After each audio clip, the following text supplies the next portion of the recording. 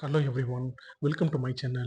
In this video, we will see how to set up Notepad++ to run Java program.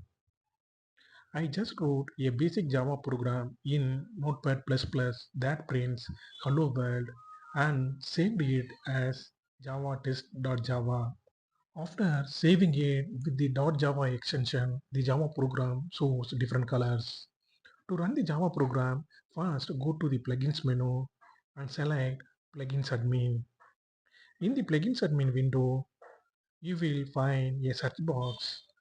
Type Java there and select Java plugin and click next. Then click install. You will see a confirmation message asking if you want to close Notepad++. Click yes. Notepad++ will install the Java plugin and then restart.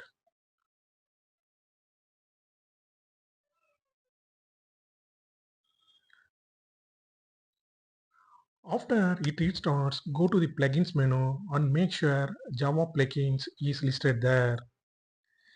If you see it, then Java setup is complete. Now you can run Java program. To compile a Java program, go to plugins menu and then click Java plugin and click compile. The Java console will open and you will see the success message. To run a Java program, go to plugins, then Java plugin and click run.